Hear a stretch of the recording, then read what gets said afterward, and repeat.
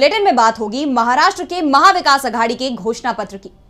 Bulldozer action पर supreme court के बड़े फैसले की देखेंगे घड़ी चिन्ह पर कैसे मुश्किल में फंसे अजित पवार। अमेरिका में राष्ट्रपति चुनाव के क्या आए नतीजे, जानेंगे अनुच्छेद 370 की वापसी पर जम्मू कश्मीर विधानसभा में क्यों मचा घमासान। और बुलेटिन के आखिर में देखेंगे जाने माने कार्टूनिस्ट इरफान की किस खबर पर पड़ी तिरछी नजर। लेकिन दिन भर की तमाम बड़ी खबरों से पहले एक नजर आज की सुर्खियों पर। प्रियंका का वायनाड की जनता को संबोधन, कहा निराश नहीं करूंगी, मैं पीछे नहीं हटूंगी, आपके लिए लड़ूंगी। हिमाचल कांग्रेस का पूरा संगठन भंग, पार्टी सांसद केसी वेणुगोपाल ने जारी किया लेटर। दिल्ली विधानसभा चुनाव को लेकर 11 नवंबर से आपका जिला सम्मेलन होगा शुरू, अरविंद केजरीवाल सम्मेलन को करेंगे संबोधित। शेयर बाजार में तेजी, 901 अंकों की बढ़त के साथ 80,378 पर बंद हुआ सेंसेक्स, 273 अंकों की उछाल के साथ 24,486 पर बंद हुआ Nifty. One beat medical group Santgarh Bhira Lakhimpur Kheri. हमारी सेवाएं one beat college of medical science, BSc nursing, D pharmacy, GNM, D pharmacy, ANM, one beat Dashmesh hospital, सभी सेवाएं निःशुल्क हैं। 24 घंटे आपकी सेवा में तत्पर one beat paramedical institute, D optometry, D OT technician, one beat blood bank की सेवा 24 घंटे। One beat medical group founder chairman माननीय सरदार बहादुर सिंह। ये तो थी सुर्खियां। अब बात आज की सबसे बड़ी खबर की। महाराष्ट्र विधानसभा चुनाव में एमवीए पूरी तरह से एकजुट दिखाई दे रहा है, तो दूसरी तरफ महायुति गठबंधन बिखरता दिख रहा है। महायुति में बीजेपी और अजित पवार अलग अलग घोषणा पत्र जारी कर रहे हैं, तो एमवीए में संयुक्त घोषणा पत्र जारी किया गया। राहुल गांधी, उद्धव ठाकरे और शरद पवार ने इसे जारी किया। तो क्या है एमवीए के घोषणा पत्र में खास, जिससे उड़ी हुई है बीजेपी की नींद? देखिए इस रिपोर्ट में। महाराष्ट्र में विधानसभा चुनाव के लिए आज मुंबई के बीकेसी मैदान में महाविकास अघाड़ी की रैली हुई और इस रैली में गठबंधन का संयुक्त घोषणा पत्र भी जारी किया गया, जिसमें छात्र और किसानों के लिए कई वादे किए गए। रैली में उमड़ी जबरदस्त भीड़ से उत्साहित गठबंधन के नेताओं ने ऐलान कर दिया कि 23 नवंबर को शिंदे सरकार की विदाई होगी। रैली में लोकसभा में विपक्ष के नेता राहुल गांधी, एनसीपी शरद गुट के चीफ शरद पवार, शिवसेना यूबीटी के प्रमुख उद्धव ठाकरे के साथ गठबंधन के तमाम बड़े नेता शामिल हुए। इस रैली से पहले राहुल गांधी नागपुर में संविधान सम्मान सम्मेलन में पहुंचे, जहां उन्होंने ऐलान कर दिया कि देश में जाति जनगणना होगी और इससे दलितों, ओबीसी और आदिवासियों के साथ हो रहे अन्याय का पता चलेगा। जाति जनगणना से सब कुछ साफ हो जाएगा, सभी को पता चल जाएगा कि उनके पास कितनी शक्ति है और हमारी भूमिका क्या है। जाति जनगणना सभी वर्ग के विकास को गति देगी।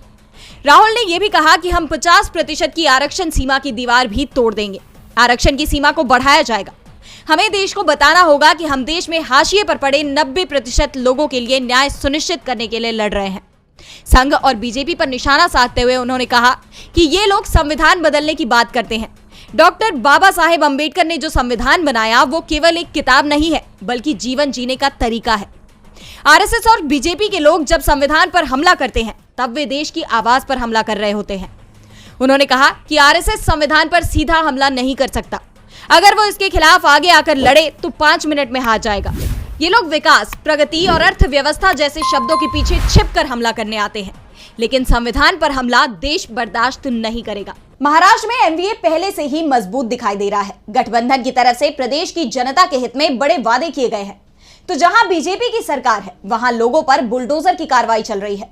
बुलडोजर कार्रवाई पर अब सुप्रीम कोर्ट ने बीजेपी सरकार को जमकर फटकार लगाई है, मुआवजा देने का आदेश तक दे दिया है। तो क्या है पूरा मामला, देखिए ये रिपोर्ट। बीजेपी शासित राज्यों में आरोपियों के घरों पर बुलडोजर चलवाने की कार्रवाई पहले से ही विवादित है। सुप्रीम कोर्ट ने इस पर रोक भी लगा दी है, लेकिन अब एक मकान पर बुलडोजर चलवाने के कारण योगी सरकार को सुप्रीम कोर्ट से कड़ी फटकार लगी है। कोर्ट ने सख्त टिप्पणी करते हुए कहा कि आप रातों रात घरों पर बुलडोजर नहीं चला सकते। इसके साथ ही सुप्रीम कोर्ट ने यूपी सरकार को अवैध विध्वंस के लिए जिसके घर पर बुलडोजर चलाया गया, उस युवक को 25 लाख रुपए का अंतरिम मुआवजा देने का निर्देश दिया। कोर्ट 2020 में दाखिल की गई एक याचिका पर सुनवाई कर रहा था, जिसमें याचिकाकर्ता ने सरकारी अधिकारियों द्वारा बुलडोजर से उसके घर के ध्वस्त किए जाने के खिलाफ शिकायत की थी। दरअसल 2019 में उत्तर प्रदेश के महाराजगंज में सड़क के चौड़ीकरण की प्रक्रिया चल रही थी। इस दौरान जमीन हासिल करने के लिए ये कार्रवाई की गई। एनएचआरसी की रिपोर्ट के मुताबिक उस घर का ज्यादा से ज्यादा 3.70 वर्ग मीटर का क्षेत्र अतिक्रमण था, लेकिन इस पर पूरे घर को ध्वस्त करना सही नहीं था। इस पर कोर्ट ने योगी सरकार के खिलाफ सख्त रवैया अपनाया है। अदालत ने कहा कि ये पूरी तरह से मनमानी है, उचित प्रक्रिया का पालन कहाँ किया गया है।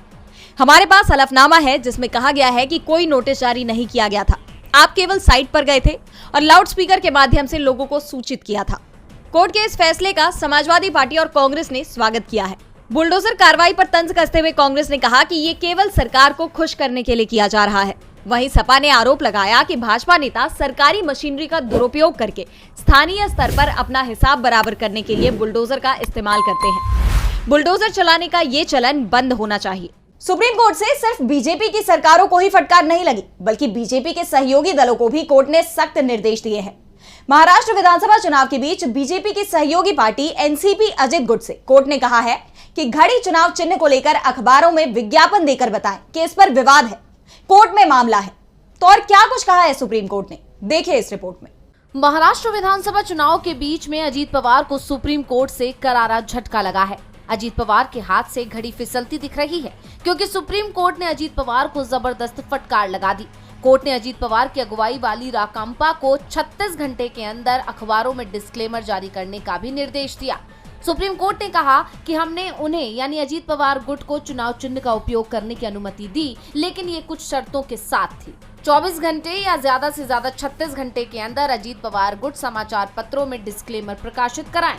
शरद पवार गुट के वकील अभिषेक मनु सिंघवी ने कहा कि कोर्ट के पिछले आदेश की रोज अवहेलना की जा रही है। सुनवाई के बाद अदालत ने साफ किया कि एनसीपी को घड़ी चुनाव चिन्ह आवंटित करने का मामला अदालत में विचाराधीन है। ये सूचना स्पष्ट रूप से प्रकाशित करानी होगी, विशेष तौर पर मराठी अखबारों में भी प्रकाशित किया जाए। कोर्ट ने अजीत पवार गुट से अनुपालन रिपोर्ट का हलफनामा दाखिल करने को भी कहा। मामले की अगली सुनवाई अब 13 नवंबर को होगी। इसके साथ ही अदालत ने दोनों पक्षों से कहा कि चुनावी माहौल के बीच अदालतों में अपना समय बर्बाद ना करें। अदालत ने दोनों दलों से कहा कि जमीन पर जाएं और मतदाताओं को अपनी नीतियों से प्रभावित कर उनके वोट मांगे।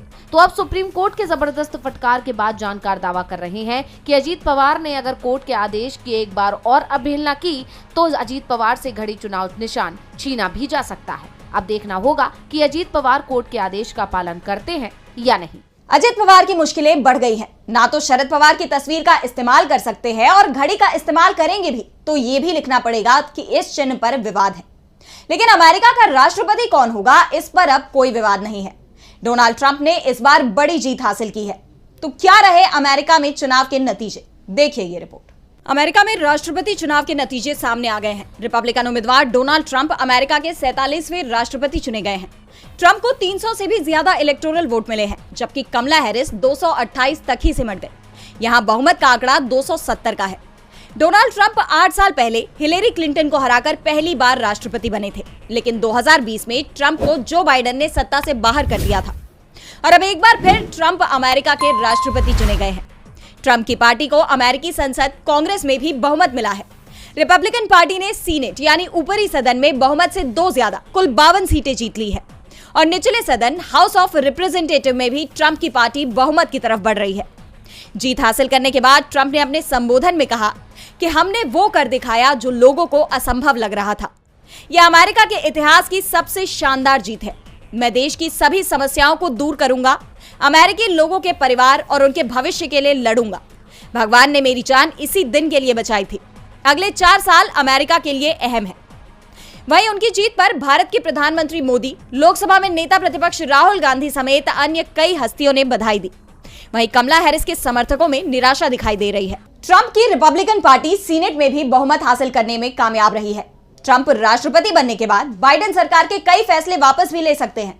ऐसे में ट्रंप पर नजरें बनी रहेंगी। तो वहीं हिंदुस्तान में जम्मू कश्मीर की विधानसभा ने केंद्र के बड़े फैसले को वापस लेने का प्रस्ताव पास कर दिया है। तो क्या है ये प्रस्ताव, देखिए ये रिपोर्ट। जम्मू कश्मीर में विधानसभा चुनाव के बाद नई विधानसभा का सत्र चल रहा है और सत्र के तीसरे दिन अनुच्छेद 370 की बहाली का प्रस्ताव पास किया गया, जिसके विरोध में बीजेपी विधायकों ने प्रस्ताव की कॉपी फाड़कर हवा में फेंक दी। बीजेपी सदस्यों द्वारा प्रस्ताव पर चर्चा नहीं होने देने पर स्पीकर अब्दुल रहीम राठौर ने इस प्रस्ताव पर वोटिंग कराने की चेतावनी दी, लेकिन बीजेपी ने विरोध जारी रखा, जिसके बाद दोनों पक्षों ने प्रस्ताव के पक्ष और विपक्ष में नारे लगाए। विपक्ष ने इस प्रस्ताव को राष्ट्र विरोधी एजेंडा बताते हुए एनसी पर आरोप लगाए बताया कि ये अब्दुल्ला परिवार और नेशनल कॉन्फ्रेंस लोगों को भावात्मक तौर पर ब्लैकमेल करने के लिए ये प्रस्ताव पास कर रहा है, जबकि अनुच्छेद 370 हटाने का फैसला फाइनल है। वहीं सदन में हो रहे हंगामे के बीच विधानसभा अध्यक्ष ने प्रस्ताव पर वोटिंग कराई और ध्वनि मत से प्रस्ताव पारित कर दिया।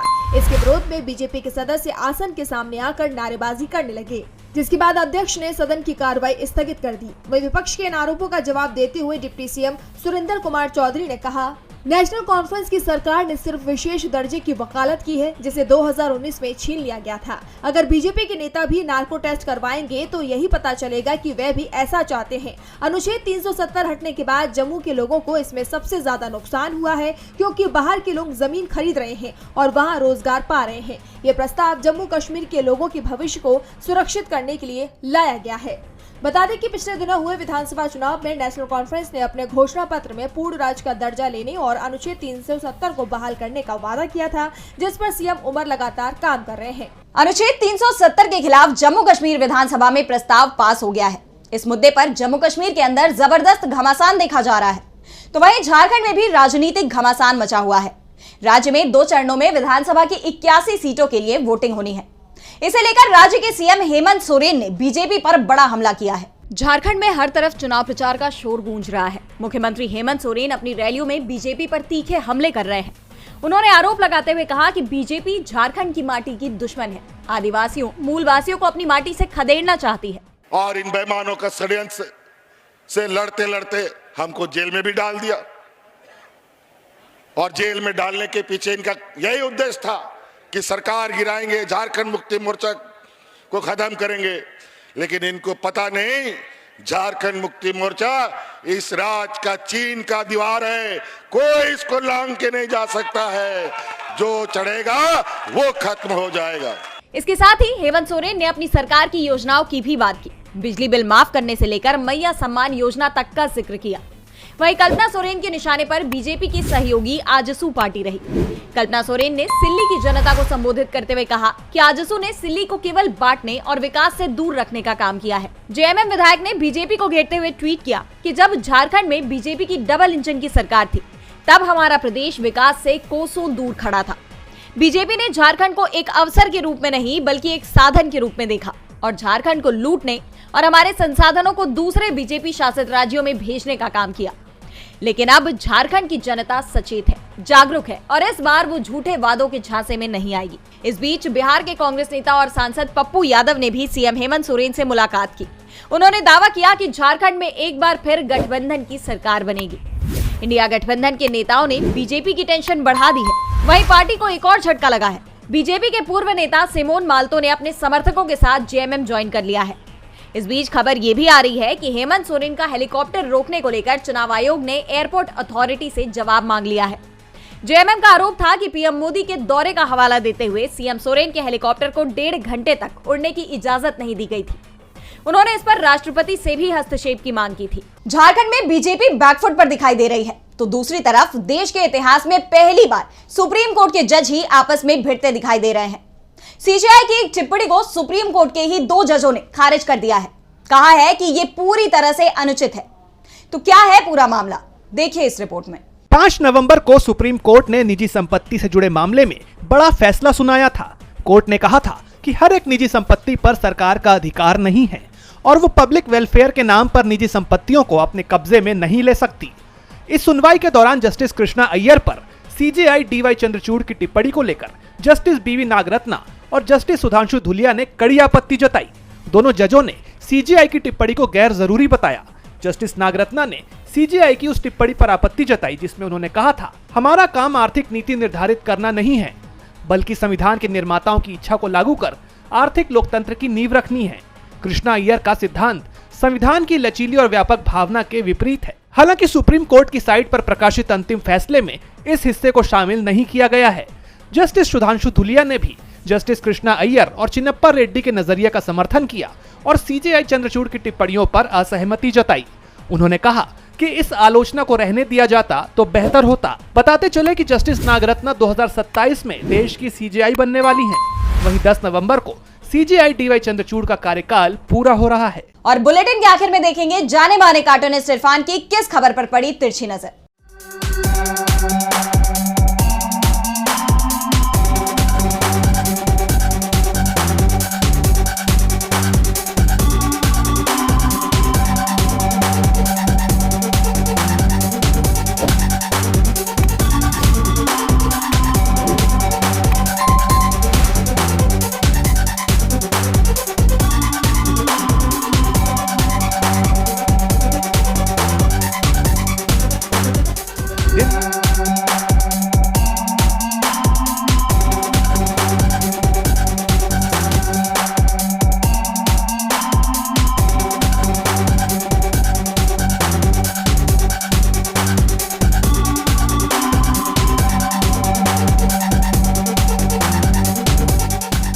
अमेरिका के क्या विश्व के सबसे विवादास्पद प्रमुखों में से एक डोनाल्ड ट्रंप आज फिर से अमेरिका के राष्ट्रपति चुन लिए गए हैं।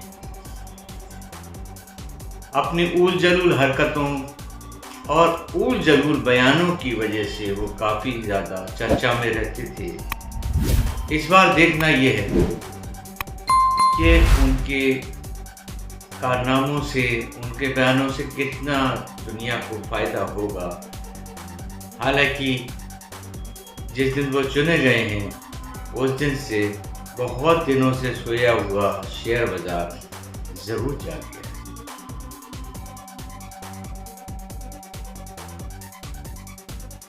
आज सोशल मीडिया से लेकर आपके चलते फिरते जीवन में भी पत्रकारिता के बुरे दौर की चर्चा होती है, क्योंकि जिन लोगों पर सूचना देने की जिम्मेदारी है वो आपके लिए नहीं बल्कि कॉरपोरेट और सरकारों को फायदा पहुंचाने में लग गए हैं। विज्ञापन मॉडल को खारिज कर आप इस बीमारी को दूर कर सकते हैं और अपने नारे को बुलंद कीजिए। मेरे खर्च पर आजाद है खबरें।